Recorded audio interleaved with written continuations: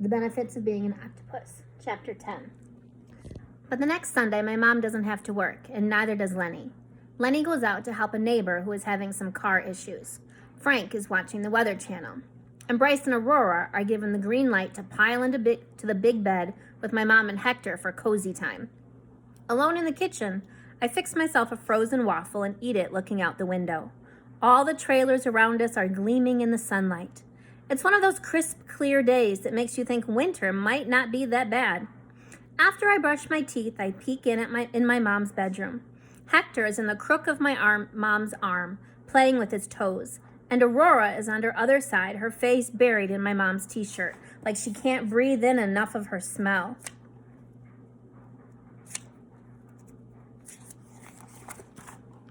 Bryce has to be the lump that's under the covers down by my mom's knees. My mom looks tired, but not as tired as usual. Like maybe Hector had one of his rare only wake up twice nights. She smiles at me. It's an attack of the snuggle bugs. Aurora burrows in deeper in response. I sit down on the side of the bed near Hector and give his belly a tickle. It's his giggle button, and it almost always works. He lets out a happy cackle. My mom nearly giggles too. She's in a good mood today. I decide to go for it. Can I take the bus down to the wreck this morning? I ask. I promise I'll be back by 2. No later than 2? My mom's brow furrows, but only slightly. She looks over to where the sunlight is shining around the corner of Lenny's nice curtains. Then she nods. Just don't miss the bus back. All my errands are on the other side of town this afternoon. I won't be able to pick you up.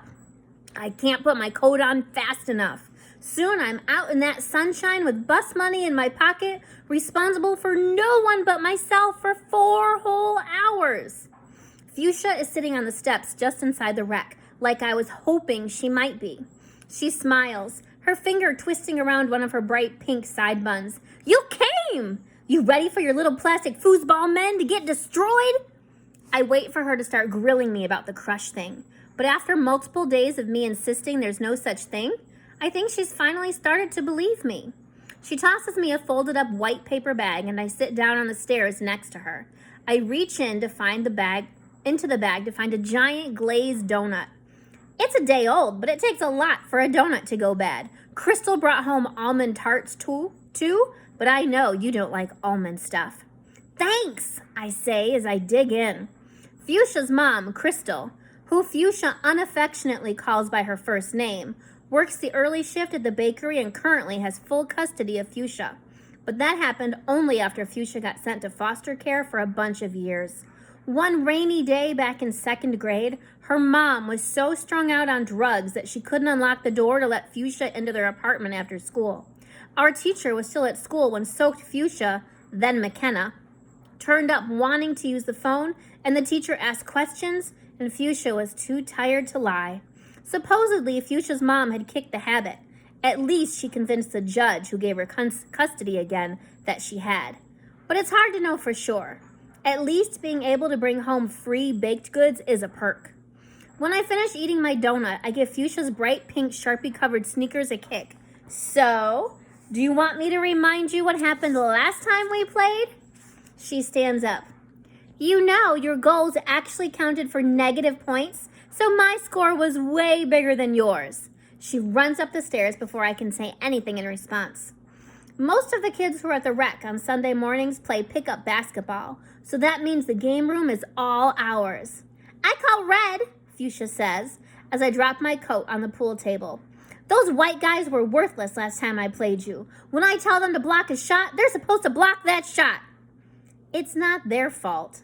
I stick a ball in and take a practice shot on goal with one of the white guys.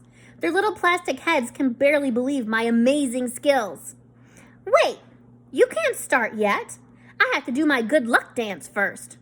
Fuchsia closes her eyes and plants her feet on the ground like she's channeling supersonic powers from the blue-painted floorboards. She does finger-wiggling jazz hands and then moves into high knee lifts like in PE with enough enthusiasm that I wonder if it's possible for her knees to smash into her nose. Spinning skills, get ready, she says. Gonna spin it, gonna win it. Oh no, I say, it's about being smooth. I slide my arms through the air like the tentacles they are and shimmy around the table. No matter how small that opening is, I'll be slipping that ball right through it. It's called being a foosball boss. We'll see who the real foosball boss is. She rubs her hands together and then grabs the handles. Spin to win. Fuchsia proceeds to spin her handles like a maniac for the next 5 minutes, missing the ball nearly every time it passes by. She doesn't stop even when I score on her. Spin to win, she shouts over the thumpity thump of the spinning plastic men as I collect the ball from her goal. How long do you think you can keep that up? I ask. For forever. I promised Jane Kitty I'd score at least once the next time I played against you, so there's no time for slacking. I load the ball back in. Wow, I hope Jane Kitty is ready to be disappointed because... Before I can finish my sentence, the ball rolls directly into Fuchsia's spinning offensive line just as the red bodies whip around, and with an ear-splitting smack, they whack the ball straight into my goal. Skills! Shouts Fuchsia. She stops spinning her handles and switches into her victory dance, windmilling her arms as she leaps around the room. I try to keep a straight face, but I burst out laughing, especially because now she has grabbed a cue stick from the pool table and is wielding it like she's a very proud drum major in a very proud parade. I'm so glad you'll have good news to share with Jane Kitty. Fuchsia whips her cue stick around like she's leaning on it like a cane. Yeah, we should probably stop here. I think that was my good luck of the week. So we do. We move on to ping pong and score based on who can hit the most surfaces around the room with a single shot.